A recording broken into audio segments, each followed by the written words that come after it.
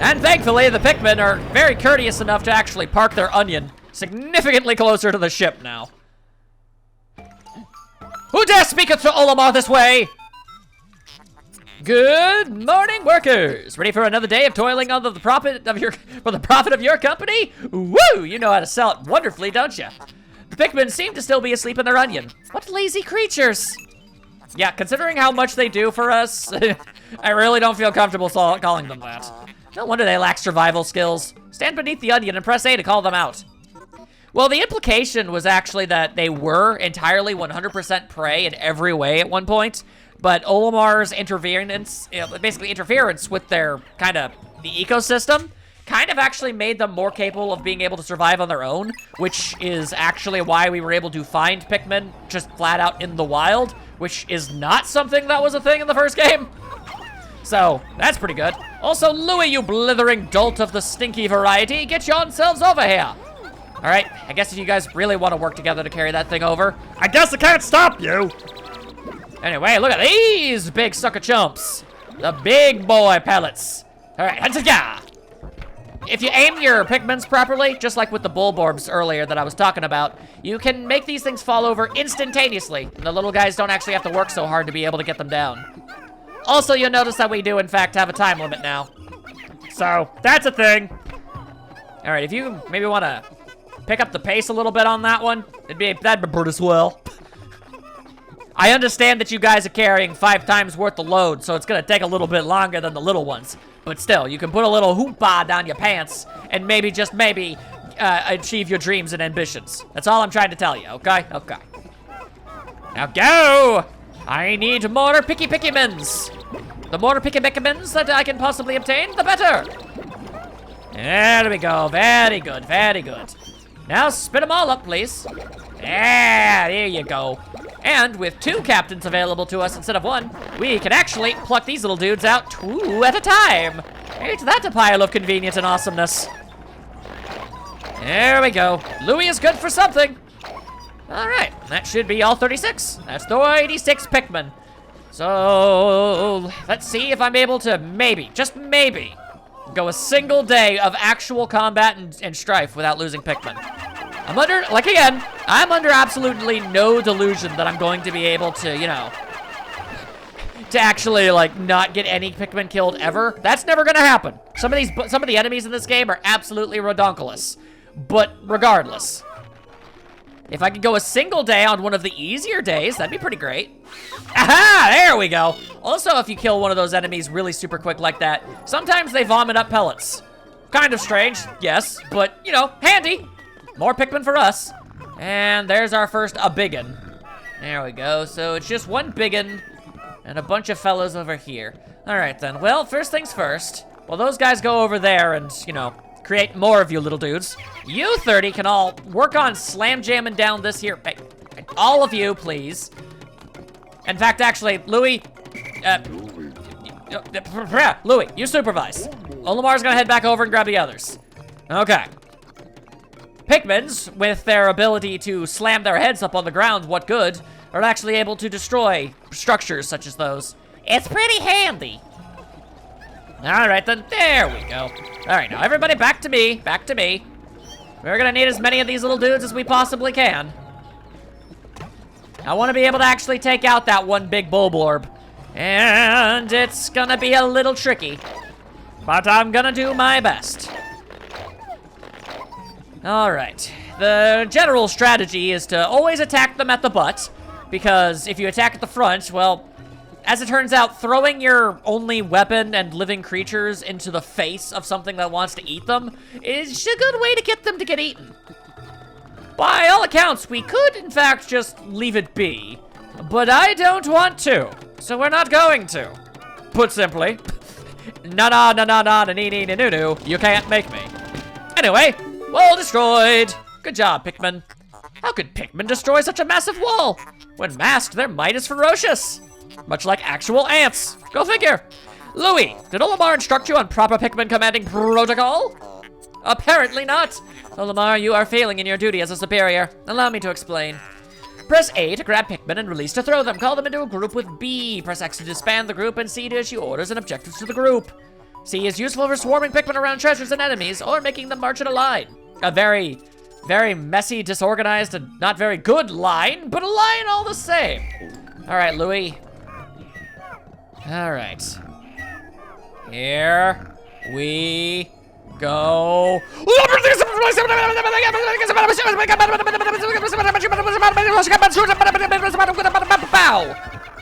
And there we go. That worked rather well. Yeah, I dare say. All right, all y'all Pikmins just kinda, there you go, yeah. That's gonna be worth so many new Pikmin. All right, and this little dude seems to be falling over himself. All right, and here we have a gargantuan tin can. I'm not entirely sure what it was once meant to contain. I guess anything that could be found in a can. It looks like it's got a pop top, so I assume some kind of sody. But I mean, it's possible. Maybe it's a can of tomato juice. Those come in cans sometimes. I do have to wonder how some of these various artifacts have been able to survive in the quality and condition that they actually are. Like, these are just straight up paper bags. How are you trying to tell me that paper bags in an Arctic-like environment didn't degrade? It's very strange. I guess it's sort of implying that maybe humanity wasn't eradicated and removed from existence all that long ago? A dark and sombering thought. For as it turns out, at any given moment, such things could totally happen. But I try not to think about that, as it tends to give me panic attacks in the middle of the night. Regardless, that gives us now a grand total of 59 Pikmin. There we go. That's way more than enough to carry over that can over here. And I mean, if a bottle cap is worth 100, then a whole ass can's gotta be worth a fair amount too. I mean, bottle caps are on bottles, not cans. But bottles and cans are basically the same thing, just gone about in different ways. All right, as these Pikmin only have leaves on their head, they're not very swift on their feet. So, a bit of an issue that can sometimes happen is, basically, you'll run, you know, as fast as you can. You'll notice that the Pikmin can't really quite keep up. Yeah, if that line of sight between you and the Pikmin goes a little too long, eventually, they will, in fact, not make a fool of me here. Okay, well, eventually, yeah, there we go. See, okay, now it went down to 12 instead of 14. Eventually, Pikmin will fall behind, and they'll just get stuck in places. So you kinda actually need to try and stay behind a little bit. Watch your steps, make sure the Pikmin don't get too far behind, because if they get left behind, they are entirely and totally defenseless in every conceivable regard. And I assure you, that is not a thing you want to deal with. With no Pikmin, you ain't surviving these parts. Also, if you straight up lose all of your Pikmin, well, I'm gonna be honest, I've never actually experimented with the idea of that. I don't know what happens when you lose all your Pikmin. If I had to guess, it would probably spit out a single Pikmin, or maybe 5 or so, maybe, out of like pity, and then you would get them to build your ranks back up. But yeah, you would only have 100 Pikmin out on the field at any given moment in time, but it's a good idea to always try to have more than 100 of all of them in case you have some bad situations. Anyway, this is the utter scrap, and I love this one because it looks like it's got a face that's going, oh! I've always enjoyed it. It's like got a little mustache. That's a shocked can of scrap right there. Only marginally more valuable. Very strange. Very strange. Anyway, get that pellet. And bada boosh! Kapow! There we go. 64? Nintendo 64? Hell yeah! There we go. That's more than enough Pikmin for what we're about to get ourselves into, which I believe the official medical term would be some serious nonsense. You might notice that we're already halfway done with the day. And then ordinarily, yeah, that'd be a bit of an issue for most people, but not us. Nay, nay, nay. Because Pikmin 2 has implemented a wonderful new system called, basically, I don't know, catacombs, caverns, whatever you want to call them. Big honking holes in the ground. And once you jump down there, time loses all sense of meaning. And you can hang out down there as long as you want. Granted, there are a lot of horrifying perils and dangers under those things, but still, it's preferable to be eaten alive. Interesting. Warm air is welling up from the hole in the ground before you. What's up with that noise? What could lie underground? What is wrong? You both show expressions of unease. Oh, do not fear. The leader's group of Pikmin will join you. I shall dispatch my research pod too. Approach the hole and press A to jump in. That's right, the top of the ship itself will break free and actually fly down here with you. All right, the emergence cave. It's nice enough to tell you this is what you're bringing with you, the amount of treasures that you've gotten from down there, and what kind of hazards are to be expected. Right now, nothing. This is, you know, basically the tutorial, but still. There can be fire, there can be water, there can be electricity, and there can be poison. And of course, you know, that's in addition to the fact that, holy hell, there's going to be a lot of monsters and baddies down here that want to eat your face. That's just a thing that's going to happen. There's nothing you can do about it. It's messed up. Messed up is all heckin' hell. Sub-level 1. Good thing we're so good at, like, not dying from heights. Locations are made out of some tough stuff, it seems. And for as frail as Pikmin are, they also can fall great heights. That's never been a problem. Anyway, intriguing! My heat sensors indicate that this hole's interior is warmer than on the surface. Well, that is the entire reason why igloos work. Analysis suggests subterranean areas may support different life forms than the surface. Which is basically our way of saying, yeah, the dungeons down here might not have anything to do with snow. we just kind of gave our designers free reign to do whatever they want down here. If you wish to check the underground terrain, press start pause to communicate with me. I am not just a ship, I am an all-purpose support pod. So that's rather nifty, I dare say. All right then, so now we're down here. Check out that draw distance that we don't have to worry about. And also, check out this, whole ass fruit. All right then, well, that's a big pile of bad bads. And I would rather the bad bads be the deaded. Be the deaded! Be the deaded, be the deaded. There we go. Nope. Now is not the time for bottle cap face shenanigans. Now is the time for war! War, I say! There we go. So the tricky thing about this place and all caverns is there's no way to regain the Pikmin you lose down here. So try not to lose Pikmin down here is basically what I'm trying to tell you. Also, you might have been wondering, you know, earlier when we checked out the Picklepedia, it said, hey, this is how much this monster's body is worth. You might have thought that that was just some weird, morbid nonsense. But in actuality, when you're down here, well, you can't make new Pikmin, so what do you do with the bodies of your enemies? Well, sell them on the black market for parts and organs, I guess. Can't really think of what else we're doing with them. How could you possibly consider this beast a treasure? It has no inherent worth whatsoever. Its thoughts, feelings, and aspirations? Worthless to me! The computer is a very cold creature. Beasts are incompatible with my circuitry. I suppose I'll store your finds in my hold. But I do not think beasts will be worth much. In comparison to the treasures, no, not really. But, you know, it's still 2 Pokos every time you shove something in there. So why not, you know? First things first, bum-ba-da-bum, more product placement. And at least it's consistent. Bottle cap is 100. The quenching album? Yeah, okay, I somehow fused emblem with elbow. Not sure where that came from. Either way. And now we've got this. Ba-da-ba-bow. I believe this is the citrus lump. Yeah, it is. Some of these things you remember the names of. All right, there we go. Now, you might have just heard a very interesting noise in the background. By all intents and purposes, we shouldn't be hearing that right now.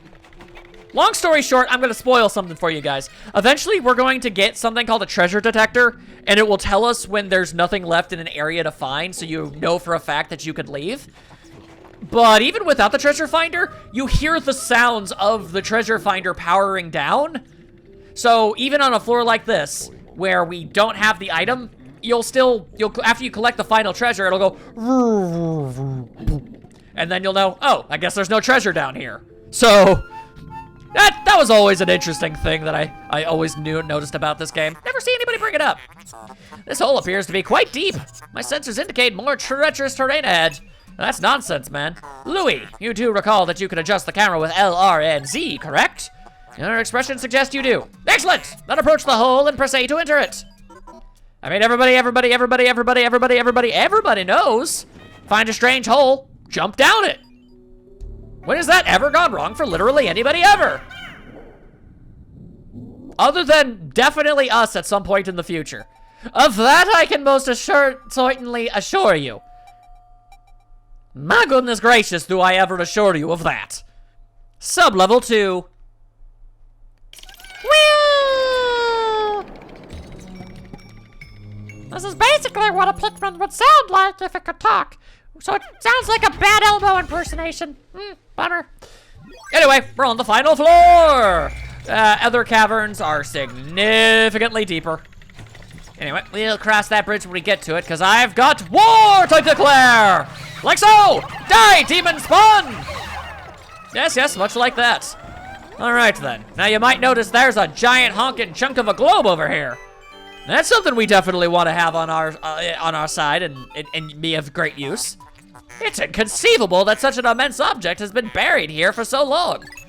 I mean, that's quite literally what artifacts generally end up being. The design on the outer shell resembles the surface of the planet as seen from space. Bizarre! Perhaps this could be used for something other than salvage.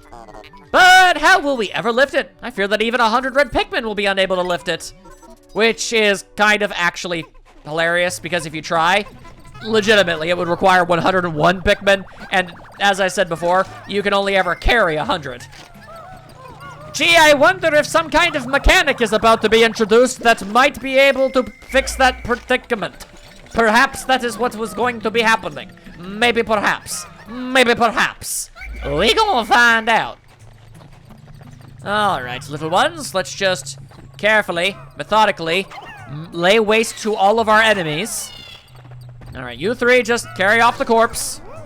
We'll notify the next of kin, which I'm going to assume is going to be these 4 over here. Hey, next of kin! Somebody you know died. And I wouldn't really worry about it too much because you're all about to die too.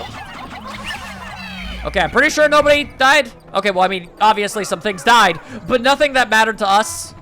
It sounded like a Pikmin almost got eaten, but I managed to kill the enemy before it was able to get chewed up and swallowed. That is something to take note of. If a Pikmin is in the process of being eaten and you kill the monster in time, then you'll be able to save them. It's an important thing to know. Anyway, all those dudes can just kind of do what they do. And over here, we'll be introduced to this nonsense. And boy howdy, I don't know how a biologist would explain these things. Astounding! A flower blooms in a cave deep beneath the snowy landscape. Clearly, it is warmer down here than above. Look, the Pikmin are restless. They look as if they yearn to be tossed into the flower. Well, far be it from me to, go against their very obvious and well-communicated wishes. Yatta!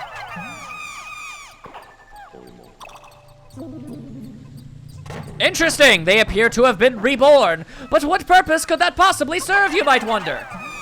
Well, y'all about to find out. For the record, also, you can only throw 5 Pikmin inside those things before they unbloom. They reject literally everything else. Anyway, it's time for the big boy! Look at this dude! Look at this absolute unit! Look at this chunky boy! Look at this large lad! Look at this plump gentleman! Amazing! A purple Pikmin! It has hair! It is quite stocky! It seems very heavy and strong. Boy howdy, is it ever! This kind of Pikmin was not mentioned in your report, Olimar. It must be an entirely new type! Well, I doubt it's new. I'm sure that's not the first time one of these has ever existed, ever. It's just, given the circumstances of everything that was going on at the time for Olimar, it makes sense that he wouldn't have run across every possible variation of a species. Regardless, yes, this is one of the 2 new Pikmin that were introduced in Pikmin 2. Transforming Pikmin by tossing them into flowers? Intriguing. Perhaps there are others.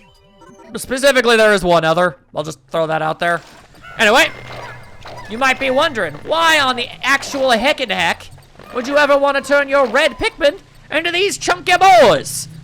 Alright, well, first things first, yeah, admittedly, they're even slower than the red Pikmin. So, yeah, that's a bit of an issue. Oh dear. But they come with a very unique and very handy-dandy ability.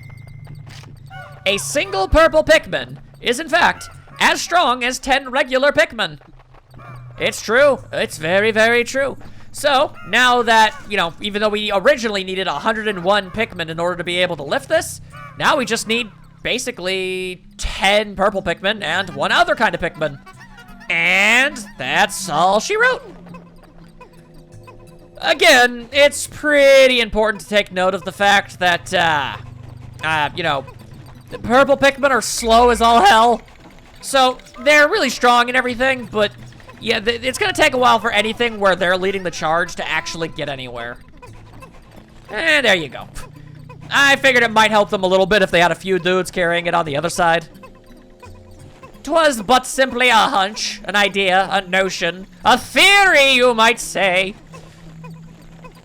Hop, 2, 3, 4, hop, 2, 3, 4, kick those little legs. Come on, everybody. Come on, everybody. Do that mousercising. Do it. Do it for Goofy. And there you go. Not only is it a treasure worthy of much value, it's also gonna help us out at a great deal. The Spherical Atlas, even though it's clearly not a sphere and they'd have no reason to think that this would have a second half, but whatever. There is a device resembling a microchip embedded inside the sphere, which is weird because it's a globe. Not sure why a microchip was doing inside of a globe. Error! I can only decode a portion of the data, but I did retrieve new geographical charts. I will input this data into my planetary database and name it the Sphere Chart. Press Start Pause to contact me and access the Explorer kit on the radar screen with L. Now that we have this new data, you should explore the decoded territory tomorrow. A new location, which is good because there's literally nothing else we can do here. And there, once again, that's the sound of, for whatever reason, the treasure detector going down, powering down. I'll never get over that. Anyway, we got ourselves a big pile of Pikmin. Also, you might be noticing the Pikmin are singing their own theme song. I'll actually even be quiet for a sec. They'll do it. There they go. Okay. That's a really well-known Easter egg, though. Yeah, they just kind of do that all the time. They're a musical species. You'd never anticipate such things, but it's the truth. All right, so something I like to do, because it kind of sort of helps a little tiny bit, is to push around the C-stick to get the Pikmin to run ahead of you a little. It manages to keep them from, you know, falling behind a little bit better. If not, at least feels like it does. Astounding! Water is shooting out of this geyser with incredible force. Craziness! Sensors indicate it has enough power to launch you into the air. Approach it and press A to try.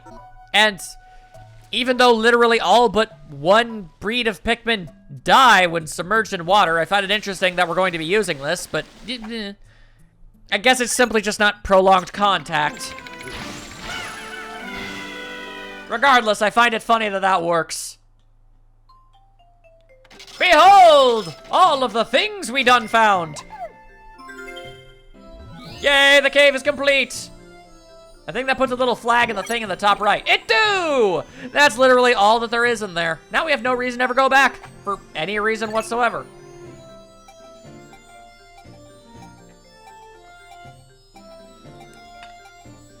Man, bringing water with me as I'm playing a game has been a phenomenal decision on my part. Usually by the end of a recording session, I am parched as all heck and heck. Right now, I'm actually feeling pretty good. Anyway, huzzah! We done did a good. At least that's what I'm going to be telling ourselves. You have successfully returned to the planet's surface. Excellent decision-making, gentlemen.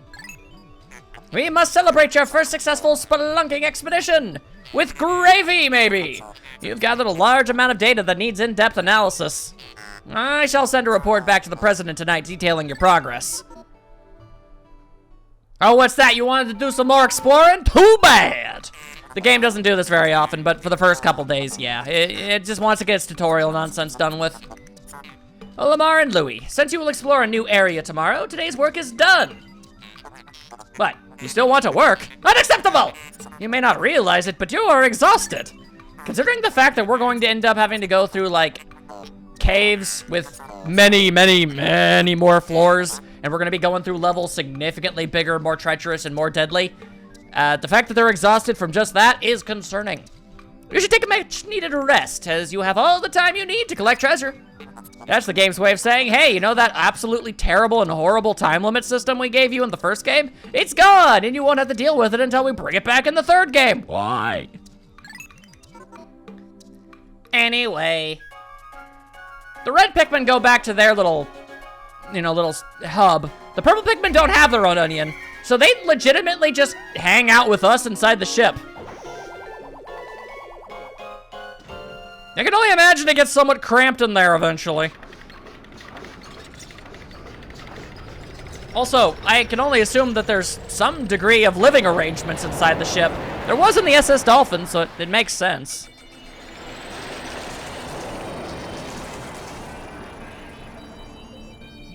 Majestic! Truly stupendous. Not bad! And what do you know? I did manage to go, you know, through the tutorial without losing any Pikmin. I feel pretty good about that. Technically, we did end up losing 10 red Pikmin, but they became purple, so we didn't really lose any. They just kind of changed what they are slightly. They're still the same deep down. Baby steps first, Olimar. Plan well and don't worry about me. Our debt is with Happy Hocotate Savings and Loans, after all. Besides, there's nothing left to repossess. So, ha! I mean, what are they gonna do? Steal my organs? Not likely! I'm sure that story isn't gonna take a turn. No sirree. Not at all. I say that knowing full well that it do. Anyway, a new locale! It's the Awakening Wood! Sounds dirty. Anyway, to the Piccolopedia! I see no reason why I can't go to the Piccolopedia and whatnot and read up on all of the various things that we discover. Seems pretty fun to me. Anyway, let's look at the fauna first. The Violet Candy Pop Bud, Flora puniceus of the Candy Pop family. Research from our most recent expedition has confirmed the presence of candy pop buds in subterranean regions. Considering the microecologies this plant has been found in, one could surmise that it could be found in any cavern regardless of geographical region. Tossing Pikmin into the flower results in the release of purple Pikmin seeds, regardless of the color of the Pikmin tossed in. Which is weird, you'd think it would definitely have to either be red or blue, or you'd have to throw red and blue to make them, but not the case. This variety of candy pop contains robustly odoriferous oils. If candy pop flowers could be cultivated, there's no doubt the plants would offer multifaceted benefits to the cosmetic, medical, and tourist industries. Probably. And look, clovers. I guess we, at some point, saw these too. I'm gonna be saying a lot of words wrong during this Let's Play. Anyway, the clover, the Quaterius infectum clover family. This is a naturalized species. These plants are extremely persistent, and with the assistance of a symbiotic fungus that grows on its roots, the species is able to survive even in drought conditions. Typically, its leaves come in groupings of 3, but intense impact on the leafing stem early in the development cycle can result in an extremely rare 4-leaf cluster. Anyone else find it more than a little weird that Olimar is quite basically just a package delivery guy? He's so freaking smart! The snow bulborb, Pansaurus pedunculoculeus frosticus, in the breadbug family. Like the dwarf red bulborb, the snow bulborb is a member of the breadbug family that seeks to survive through imitating the appearance and behavior of a bulborb. Its pale coloration and blue spots make for easy identification. In particular, this organism mimics the hairy bulborb, but it is, of course, unable to grow the hair that gives the hairy bulborb its name. However, as the hairy bulborb has been known to lose its hair in certain circumstances, the snow bulborb is an effective mimic that is often mistaken for a member of the same species. And that's something. Anyway, now it's time for the actual real deal bulborb of the Oculus Kagayami Russus grub dog family. This large organism has the familiar mandibles and cranial morphology of the grub dog family, as well as the characteristic bulging eyes. As with most grub dogs, the creature's cranium comprises half of its total length and girth. Showing a scarlet abdomen with white spots, this creature is primarily nocturnal, choosing to prey upon smaller creatures returning to their nests. That's why we always end up having to leave at night. These things are easy to take out when you can get the jump on them, but not so much when they're on the hunt. Originally classified as the spotty bulborb, further research has reclassified the species as the red bulborb, as there are just so many variants. Some species of varied color have recently been discovered, but academics are divided into two rival camps over how to handle their classification. We may never know! Alright, let's take a look at this, citrus lump. This fruit was dug up from the floor of an icy cavern. It appears that the fruit's thick skin protected it from the frigid cold. It's quite remarkable. The shape of the fruit eerily resembles the president's head. P.S. The labyrinth underground and tails of the planet are like a completely different world. It's rather concerning! The area we recently touched down in is blanketed with a fresh layer of frozen precipitation. As tranquil and relaxed as it is, I named it the Valley of Repose. Using Pikmin to move obstacles, I was able to open up some new areas to exploration, where I found this hunk of metal. And that's pretty much all that it did do. I often brag about my inexhaustible supply of self-control, but when I peer at this treasure, I can't help but want to take a drink. Sure do want myself some 7-Up! Except not really. It's been many a year since I've actually... I basically have like maybe 1-2 sodas a year. Because I used to have a really bad soda habit. I would like drink... I won't say a particular brand. But I drank a lot of lemon lime soda. It was my favorite. And I still really super enjoy it. But I treat myself these days. I used to literally be the only thing I drank. It became a real problem.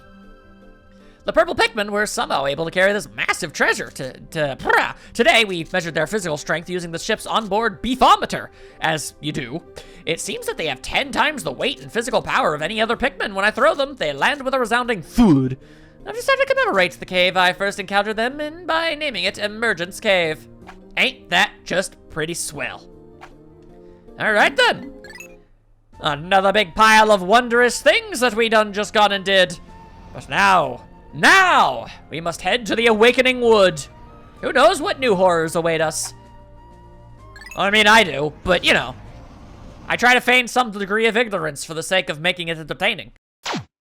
引っこ抜かれてあなただけについてゆく今日も運ぶ戦う増えるそして食べられるほったかされて